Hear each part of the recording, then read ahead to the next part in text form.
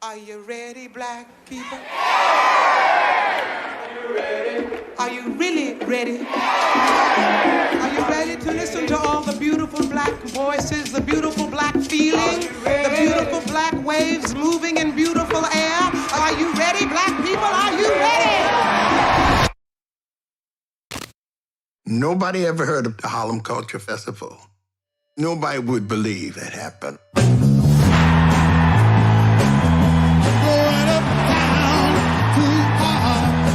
6 weekends of major artists. The Panthers were the security and kids were sitting up on the trees. I was nervous. I didn't expect a crowd like that. Something very important was happening. It wasn't just about the music.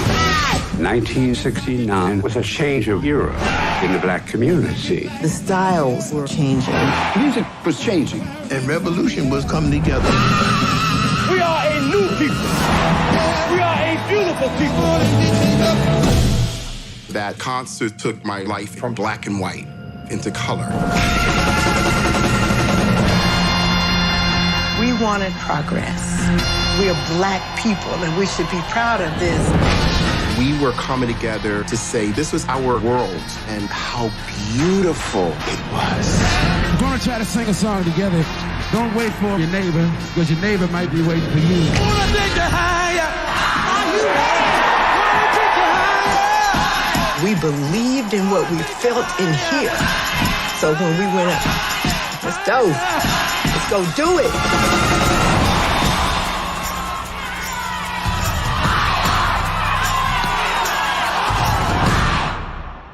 Hi, I'm John Ridley. Welcome to Critical Content, a celebration of some of the year's most impactful documentary storytelling. Critical Content is produced by No Studios in association with TheWrap and in partnership with WISN Television in Milwaukee, Milwaukee Film, and Creative Cipher. The film Summer of Soul, which documents the 1969 Harlem Cultural Festival, arrived to massive acclaim in 2021. One journalist wrote that Summer of Soul is both a tribute to the artists who performed and, just as importantly, to their audience, which is what makes Summer of Soul not just a great concert film, but a great documentary, period. Summer of Soul won both the audience and the grand jury prize in the U.S. documentary section at the 2021 Sundance Film Festival. That's an accomplishment for any director. It's quite the accomplishment for a first-time film director. I'm very honored to be joined by the director of Summer of Soul, Questlove.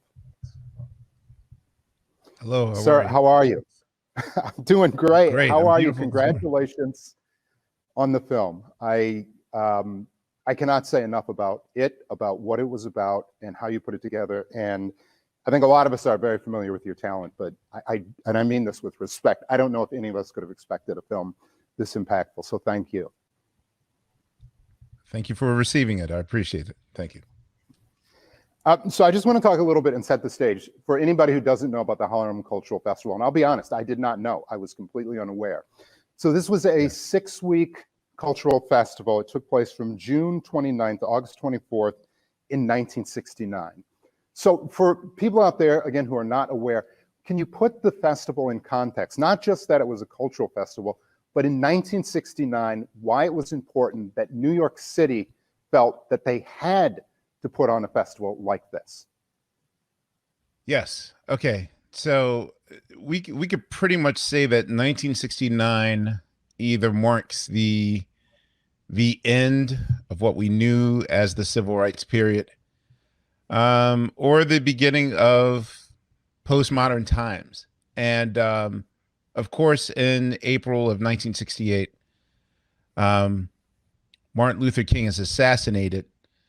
And of course, the immediate reaction across the United States in various inner cities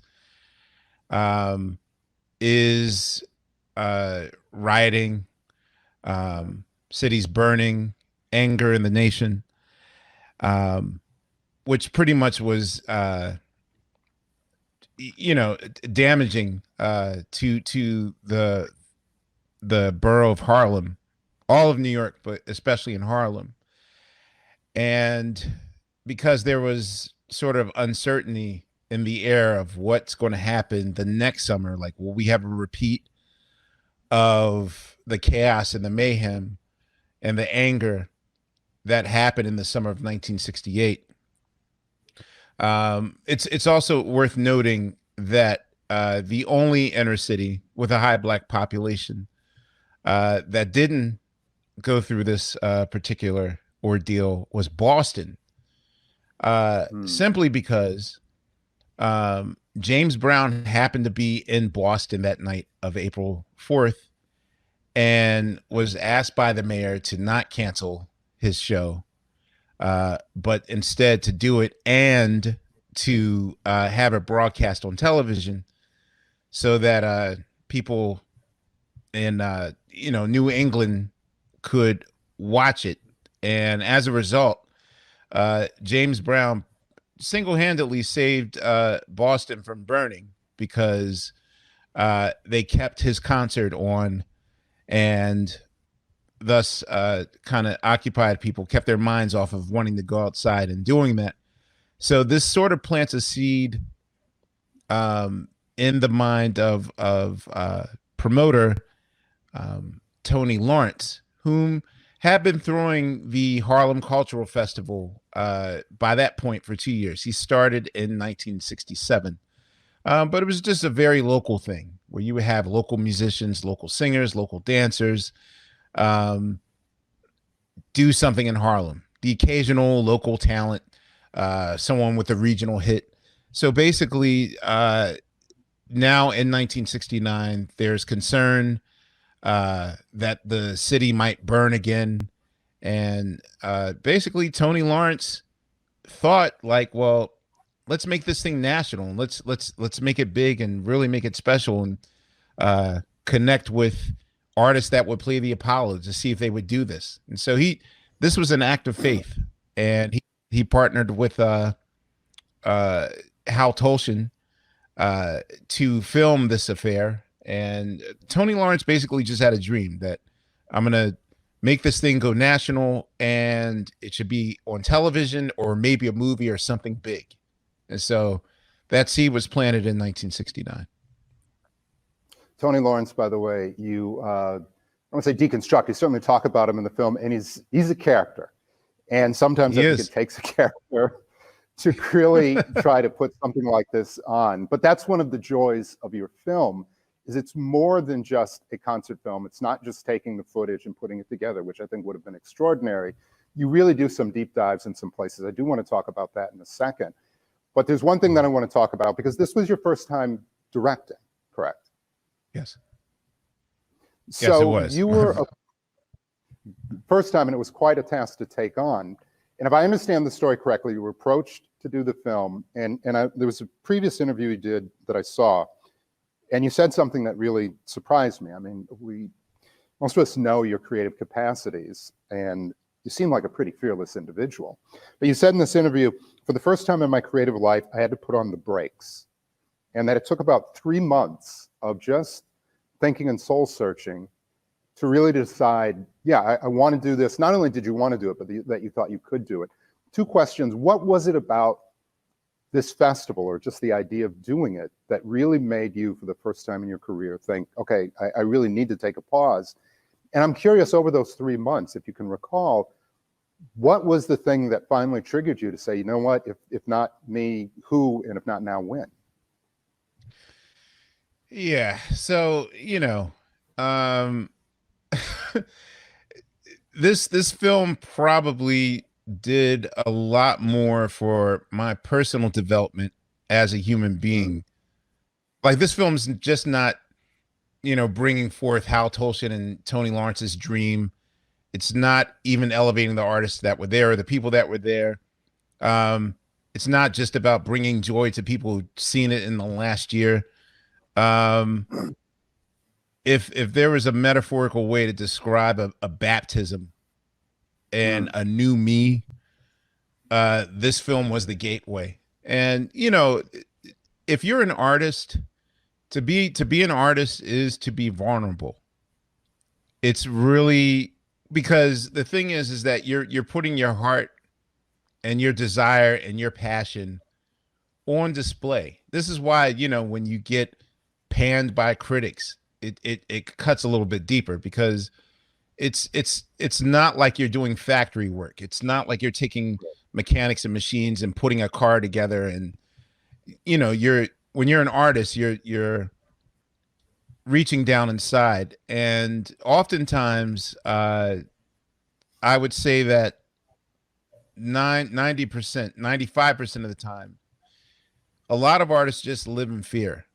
There's always self-doubt. I personally was attest to the fact that I'm probably, my best role has always been passenger seat to whomever I'm working with.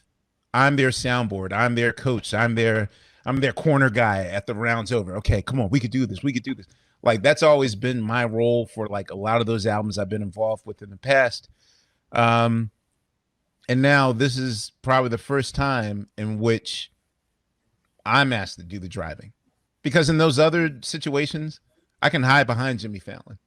I can hide behind Black Thought. I can hide behind turntables. I can write a book and you read the book, but I'm not there. So always, like, it's somehow I've managed to find a way to have a protector barrier and still be creative behind here. And this is the first time that I realized, like, wow, I'm doing this on my own without a crutch. So instantly I thought, wow, if this turns out horrible, then I'll be the laughing stock of the creative world. Like, you know, I just immediately went to self-doubt and kept going and kept going and kept going. And there was a point where I realized, and I'll say that my girlfriend was also a big part of this, where I realized that this film isn't like this isn't my directing debut. This isn't an Amir project or a Questlove joint, as we've of course put all over the film. This is my chance to correct history. Yeah. So once I saw in that perspective that this is you correcting history, which also made it even more scarier. Like, I'm being made responsible to hold history, you know. But once I realized that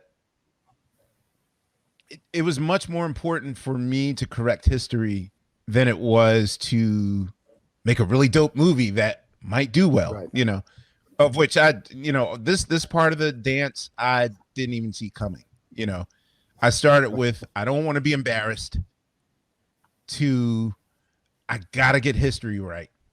And now this part of the date or the dance is like, you know, I'm learning to enjoy it, because most of the time I never celebrate it like my first book or my first album or my first radio show or the first day at Jimmy Fallon, like all those things that I should have really bathed in the milestones of, like, wow, this is important.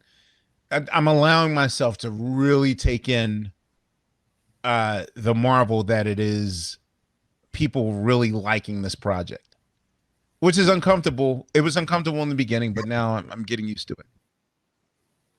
I hope you are getting used to it. Kenya said to me once, he said, look, if you try to do great, that's just a great way to fail. If you try to do good, that's a good way to do great. And I think starting with that concept of, hey, let me just do something really good, you certainly turned in something great. You talked a little bit about history and being restorative with history. And I want to drill down on that, because in 1969, there were two other music festivals. There was Woodstock, which was upstate in New York, which has been well documented, well talked about. Everybody knows about that. There was Altamont out in California, which everybody talks about largely because of the tragedy. But people know those concerts for people of a certain age. And I wasn't around then, but I certainly know those concerts. You say Woodstock, you say Altamont, you think of two things. Right. As I mentioned, no concept of the Harlem Cultural Festival for me. So in that regard, you know, you talked about restoring the Harlem Cultural Festival because there was Black erasure going on. And I think for a lot of folks, they either don't know what Black erasure means, or they assume that it's just a thing that we, as people of color, it's just something we complain about, but it isn't really another there. thing so that, right. It's just something we make. It's Black grievance. It's grievance of people of color. I know you talked about for you that was a goal, but talk about how important it was to restore this. And I have two parts to that question. I'm going to get the second part, because there's one thing restoring it to history. There's another thing, you had to restore this film. So just talk for a second about Black erasure, so people understand when you talk about being restorative, it's not just a complaint. It's not just a grievance. It's real. You know, I think oftentimes if people come with their arms folded, you know, already with their defensive stance, that they tend to think the most extreme level of it. You know, and this is even when people are like, well, I'm not racist. When they say like, I'm not racist, they think in terms of like, well, I've never burnt a cross on anyone's lawns, or I've never spit in someone's food, or I never murdered people of color. But, you know, there are other levels on the scale that are just as damaging. And oftentimes in history, I think benign racism is probably the most, just as frustrating as if you were to wear a hood and to, you know, burn down a building or whatever. And in this particular case, when I first dived into the film, I was reading Prince's autobiography. He got to at least the first 4 chapters of his life before he passed away. And in chapter 2, he wanted to sort of dispel the myths of his childhood. And he wanted to tell a story about like what made him, what was that turning point where he started off as Prince Rogers Nelson to the Prince that we know now. And he tells this really great story of him and his dad going to see Woodstock, and how he's just staring at Santana. And he's like, yo, that's what I want to do. And that changed life. Now, the thing is that I'm born 10 years after that.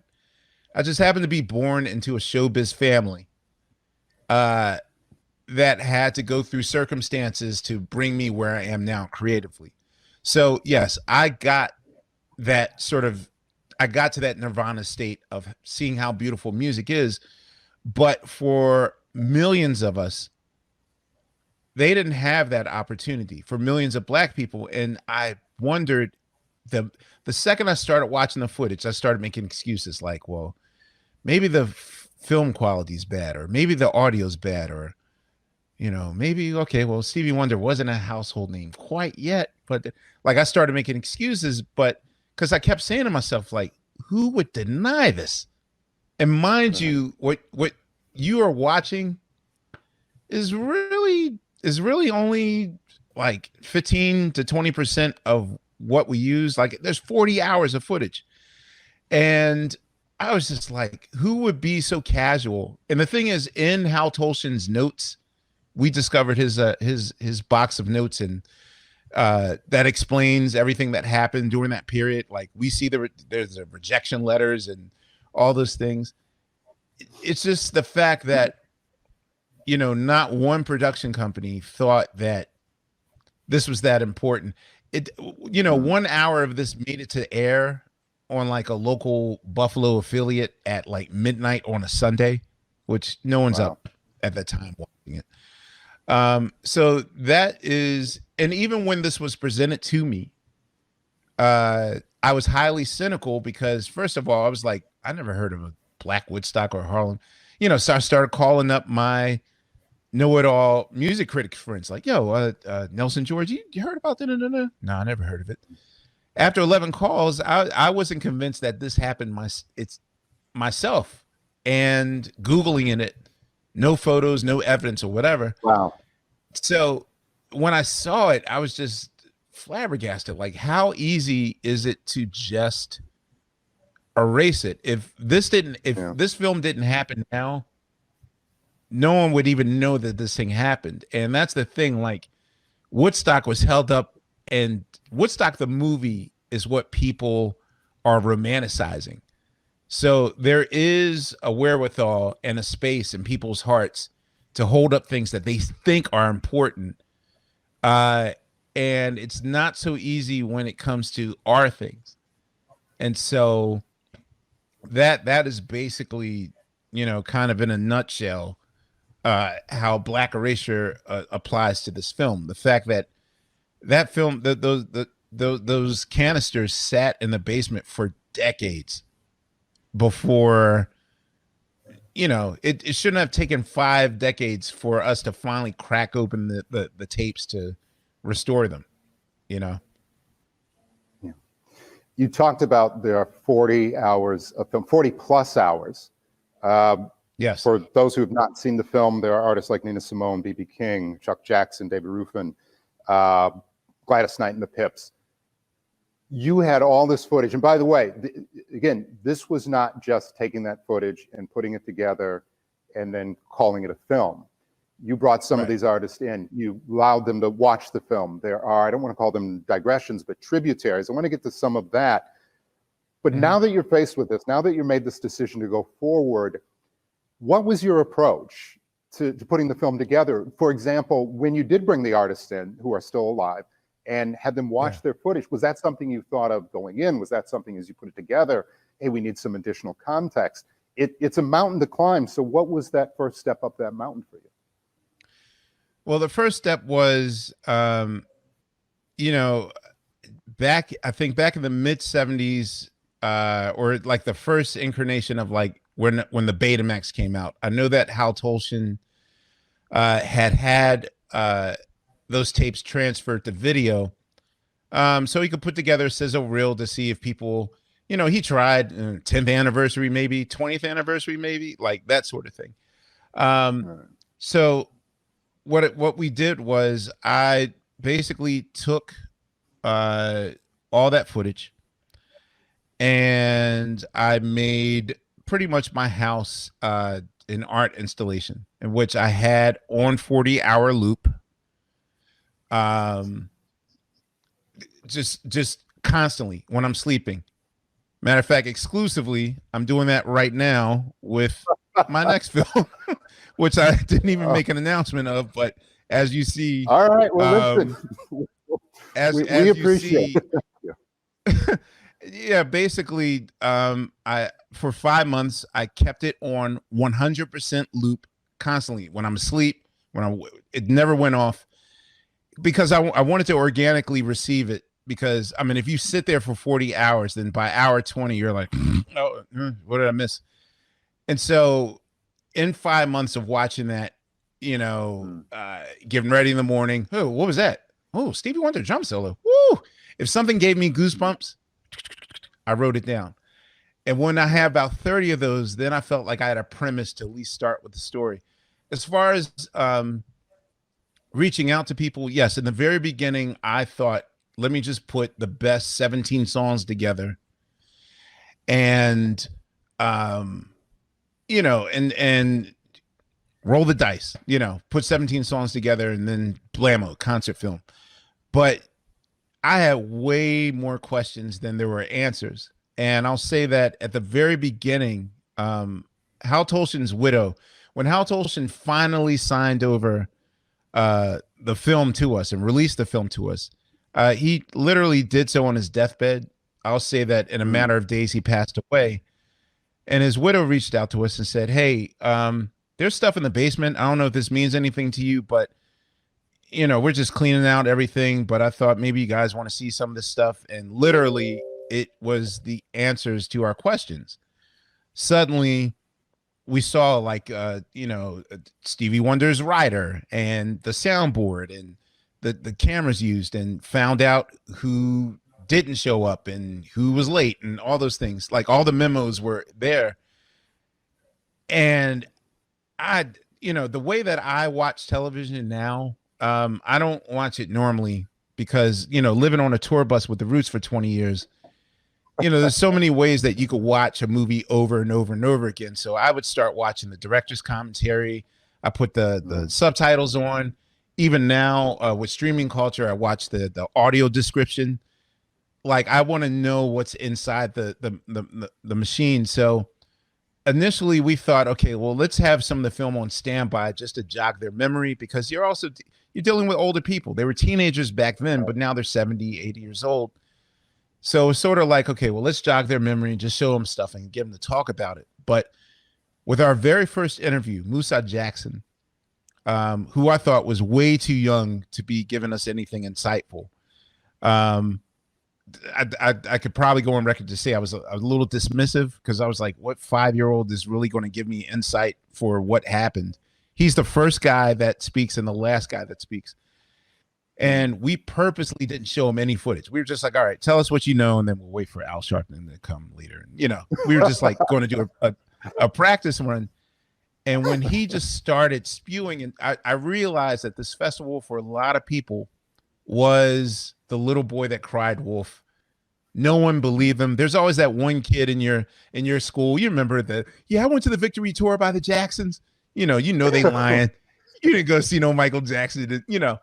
And for everyone, they start with, no one believed me when I told them that I saw Sly Stone and Stevie Wonder, and it was like Black Woodstock. No one believed them. So when we showed him the footage and the tape was, immediately the tears started coming.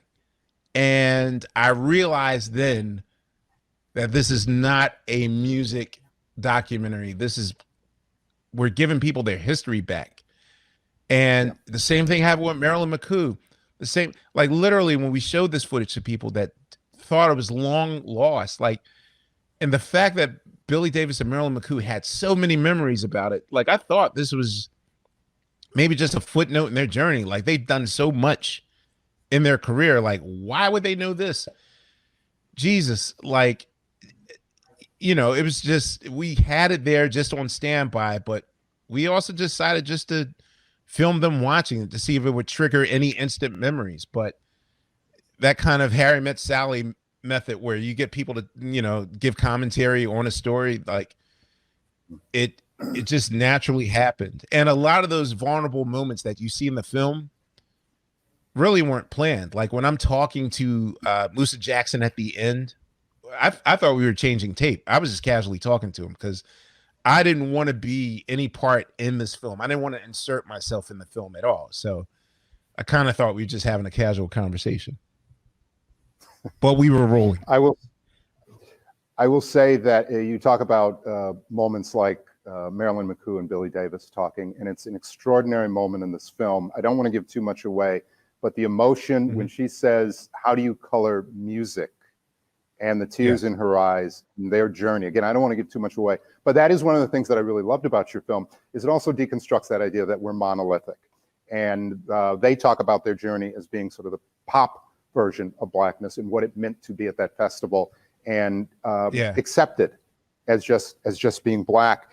I just want to mention real quick, your film is extraordinary also because you kind of talk about the other elements that you add in, but there are things that just, for me as someone who's been around film, I appreciate, just talking about how they got their sponsors, talking about putting the stage together and facing it west so that they could get the sunlight. All of those things are amazing. I was going to ask you at one point when I was putting this conversation together about the things that you had to cut out of the film, or how you, I was jokingly going to say, well, you put so much in, how did you decide what to leave out?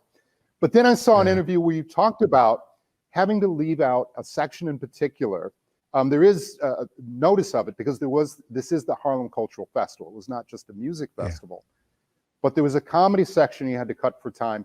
Just a little bit, if you can, talk about what would have been in the comedy section, because you did mention it, and to me it was like, wow, this was it.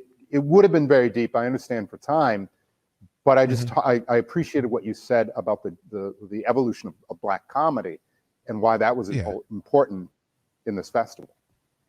Well, ever since I started working at late night, I've been a sort of a comedy obsessive.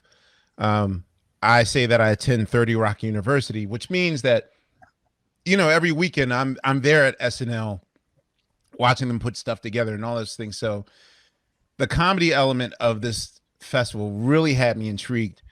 So let me preface by saying that probably the most important element of this film The star of this film is actually the invisible element, and that element is called time. Time is playing a really weird starring role in this thing. The 50-year delay of the film, when we started to film the film, because once we get to one of our key crucial film dates was March 16th, 2020. And that's the day the world shut down. And the day the world shut down, everything went out the window. And so we're now pivoting a new narrative and a new timeline. So I will say that before March 16th, 2020, I would have probably did a really deep dive into the comedy aspect of it. And we kind of did in our original cut, which wound up being like 3 hours and 20 minutes. Because the thing is that when these comedians, and I'm talking about Moms Mabley, first of all, these comedians, this is probably one of the rare artifacts in which you get to see their full sets done. As much as Pickmeat Markham has performed at the Apollo, he's probably the artist that has performed the Apollo Theater more times than any other human being, but none of his shows have been documented. And with the exception of him being on Laugh-In to do like, here comes the judge, here comes the judge, people have never seen his act. And so the thing is that George Kirby, Pickmeat Markham, Willie Tyler and Lester, Moms Mabley, few other comedians, they're performing and they're killing. But the thing is that they're killing in a way that was killing for 1969. And it would have taken me maybe like 20 minutes to really explain. And, you know, I have my talking heads lined up, Whoopi Goldberg, Chris Rock, like all these people to explain it. But once March 16th happened, you know, we lost a lot of our commentators that would have, you know, getting to them was hard to do, traveling to, you know, once March 16th happened, we had to start all over again, damn near, to a new pivot and move a new, you know, and the thing is, I'm not that upset that it happened because this is the film that you received. And this is way more focused and way more amazing than I thought it was. But in addition to the comedy section, I found out that Aretha Franklin was a last minute no-show, which explains why Mahalia Jackson and Mavis Staples did Precious Lord together instead of Aretha Franklin. Aretha Franklin would have performed on the festival that day with Jesse Jackson and the Operation Push Band and Benjamin Branch, and the Staples singers wouldn't have been there. Aretha Franklin would have been there. So the Staples singers like came back an additional week to fill in for Aretha Franklin. And also, in the case of Sly and the Family Stone, they were never billed to be on the show. They used the Harlem Cultural Festival as a run through or sound check, if you will, for Woodstock 10 days later. They just wanted to work out the kinks, and then 10 days later they would do Woodstock. I also found out that Jimi Hendrix came to the organizers to say, I would like to do the same thing. Now, why he was denied that, I don't know, because, you know, first I thought, well, was he a little too radical for them or whatever? Whatever the case was, Jimmy decided to just do the after party. So Jimi Hendrix's 3 Harlem concerts were done in Harlem nightclubs after 3 of those weeks of the 6. And also found out that week 6, there's a memo right before they start shooting week 1 in which the production camera people let Hal Tolshin know that we're not able to shoot week 6 for you because we already committed to shoot a pilot for this brand new show. And Hal tried to get them out of it, and they's like, we can't get out of it. And that show was called Sesame Street. So as a result, Hal Tolshin and Tony Lawrence scrambled to get the main acts the first 5 weeks. and decided that just the local acts and Miss Harlan Paget, we'll do the last week and we won't document them because they're just local people. So nobody will care about that. And it turns out that we missed our opportunity to see an 18-year-old Luther Vandross give one of his very first concerts ever. That's insane. That's insane. Talk about 6 degrees of separation. Sesame Street, Luther Vandross, and then people like Stevie Wonder, Sly and the Family Stone. As I mentioned before, this film was directed. This is not just taking footage and putting it together. It would have been amazing in that regard, but it really is directed. And I talked earlier about these tributaries that you go on, where you talk about culture. This was the cultural festival, but it's about hair. It's about clothes. There's someone in the film who says, 1969 was the beginning of blackness. For you, is that fair to say? I mean, that's a global thing, and I don't want to put it on you to make an obelisk on the timeline of blackness, but is it fair to say that 1969? No, I put it in the movie. Yeah, okay. Talk about that then in 1969, and also for you how important it was to not just blow by certain things, but then really talk about our hair, accepting our clothes, that change in identity. So here's another thing about why I believe, I never specifically asked, like, why did you guys choose me? To them, it was sort of like they knew that I would have a fresh set of ears and eyes that your average filmmaker wouldn't have. And they're kind of right in terms of how I take in information and see things. And I think one of the key elements of that is the fact that, I was a teenager when Public Enemy's second album came out. It Takes a Nation of Millions to Hold Us Back. And the reason why that album hit me so hard is because for those that are not familiar with their production method, they're very much like Jackson Pollock. They take paint and they just throw it against the wall, and then next thing you know, it forms into something bigger. And listening to those Public Enemy albums in 1988 as a 16-year-old, what I'm hearing is my dad and my mom and my sister's entire record collection fed back to me, because the way that they do music, it was like, here's David Bowie, here's James Brown, here's George Clinton, here's Helen Reddy, here's Mr. Rogers, here's like, it's like all this pop culture references being fed back to me in uber blackness. And without even, it wasn't like now it's weird with Roots Records. Me and Tariq always had this conversation like, okay, we're going to do our Public Enemy tribute record. Like every musician wants to pay tribute to whoever lit a fire under them when they got into music. And with this movie, I didn't say, okay, this is going to be my Public Enemy tribute. But in watching it, I was like, wow. For 25 years of making music, I always said I'm going to do a Public Enemy tribute. And then it winds up the opposite of that. This film is that, in which I remember my producer, Joseph Patel, telling me when I told him, like, how do I tell this story? And he said, okay, I want you to treat this movie the way that you would, if this movie were your DJ gig, if this movie were Jay-Z asking you to put his show together, if this movie was you, like every situation I've been in, how would you approach it? And, I think of what are my staples, and I usually work backwards. My first question is, what do I leave? What do I want people feeling in the last 10 minutes? That's what I work on, the encore first, and I work my way backwards. And in this particular case, because I had way more questions than answers, I was realizing that, things were different in 1969.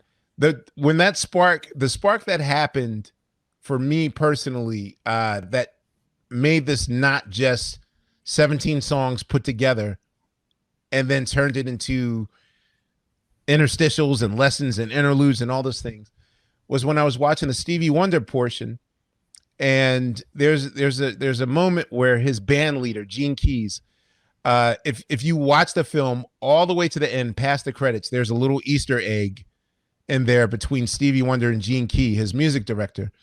Stevie Wonder comes from Motown, and Motown, when they first went on the road, kind of borrowed from vaudeville. Like, you have to be entertaining, you have to be funny, do your hits, you know. And so there's a thing where like Gene Keys is kind of like Dave Seville, and Stevie Wonder is Alvin, like a mischievous teenager that Dave has to keep in line. Like, and they're doing that thing all throughout the show where they'll have like little comedy sketches where they're arguing on stage. And the thing is, there's a point where Gene Keys says like, man, you up in Harlem jiving, singing love songs, but meanwhile, man's on the moon making history. And the audience started to boo. And we were like, wait, what was that? And when we heard those boos, we were like, wait, is Stevie Wonder getting booed? Or it is like, because I didn't know, you know, I went to school where they taught me like the moon landing was important. And this is what they drink. This is called Tang. And this is Neil Armstrong. Like, we were taught like, this is a moment in history. And this is the first time that I'm seeing like, oh. And when that happened, it was like, should we investigate this? Like, should we do a sidetrack? And literally, like, once that happened, then that's when all the floodgates opened. And we realized that, you know, the first thing I told Joseph, my producer, was like, the editor has to also have a musical sense as well. So that way we could duck and dodge and shift and not make the person feel overwhelmed or dizzy when they're watching it. Keep them in the festival, but also have like, I mean, basically, if you're familiar with pop-up video on VH1, where they give you like little factoids, that's what I felt was important, because I feel like context was very important to explain. Like, you just can't give someone this powerful information without context, which is why, like, I'll wrap it up. I can get very chatty about these things because I'm so passionate about it. You feel your passion and use the platform, please. There's a moment where, you know, in my DJ gigs where, like, you know, I'll play like James Brown, or I'll play like an old soul song like Otis Redding or even Wilson Pickett. And, you know, like millennials and Gen Zs will laugh at like when they're screaming and they'll look at people like Catch the Spirit and gospel and they'll think it's funny. And, you know, when I was doing a focus group once, like I would get a clip or a daily or whatever and sort of show it to whoever I was with. Like, what do you think of this? And I don't know, I was a little dismayed that like anyone younger, anyone born after 95 thought like the gospel section was funny. You know what I mean? Or like, look at that guy do that weird guitar solo. Like, that's weird. You know, like it was a cat video on YouTube. And I really I thought it was super important to explain to people that screaming was therapeutic. Like, we're just now talking about mental health and, you know, not saying with shame that, yes, I've been in therapy for 13 years, like that sort of thing. Right. For me, it was important that people see and know why artists express themselves the way they do. And hopefully other artists will see it as well and get as passionate about their work as well. So yeah, after I saw that moon landing segment, then we instantly knew that we had to play equal amount of time to not just the political aspect of why the festival was, but also just the technical nerdy things I wanted to know. Like, what were your hotel conditions like? What snacks did you have backstage? Was there bottled water back in the day? Did they have towels on stage for you? How did 15 microphones capture that sound? Like, I wanted to know every aspect of that show. And it really comes through. You talked about some of the gospel singers that were represented in the cultural festival. And one of the things I really appreciated was when some of them talked about that they had been excommunicated from their churches because they were going to festivals. They were going out and in their version, preaching to younger folks. But they said, look, that's where the flock is. You got to go where the sheep are. You can't expect the sheep to come to you. And in almost every instance, there's just so much context around the people who are in the show, the times. You mentioned talking about the moon landing, and then you go to people of color who are talking about, yeah, that's a lot of money. You could have put that to jobs. You could have put it to education. And it's really remarkable to see this juxtaposed. I want to close with one thing, and this is really, I don't expect any comment, but it's just powerful, and it's something that you said, and I think it's infused throughout this film, because it really was restorative. It really was, frankly, giving a lot of artists their voices that didn't exist before or were erased. And you talked about your own journey, and you said for you the most important thing in talking about this was don't be quiet or neutral just because you're afraid that you'll lose something in the process. And what I appreciate in talking to you today, it wasn't about anything that was lost, but about the things that you gained. You gained as a filmmaker, certainly, but even as someone who's been creative, I would say the majority of your life, you've created something that is powerful, that is beautiful. If anybody hasn't seen this yet, all I can say is it's streaming on Hulu right now. Pick the best TV in your house, dial up the color to vibrant, go get yourself a new sound bar and just enjoy. This is an incredible film. It was beautiful, and just as a human, thank you very much for putting this back, not into the world, but back into the world. Questlove, congratulations, all the best with this film. And I don't know what you're doing next, but I can't wait to actually see it. I'm working on it. Thank you so much, John. I really appreciate it. And you know, this is more than just a passion project. Yes, it absolutely it made me more fearless as a human being, and I appreciate you receiving that, and I thank you, fine people, for taking the time with me to explain this film.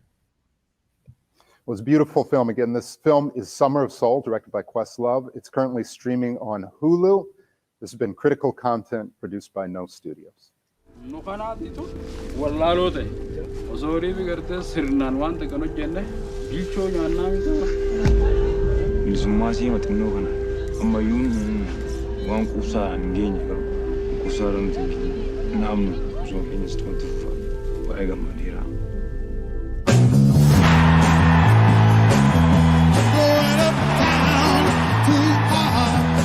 Six weekends of major artists. The Panthers were the security and kids were sitting up on the trees. I was nervous. I didn't expect a crowd like that. Something very important was happening. Har du nogensinde fortalt din livshistorie før? Nej. Vi skal ud. Det er nu. Det dårligt som mediet, at min bror han bliver tilbage. Vi flygtede med menneskesmuglerne.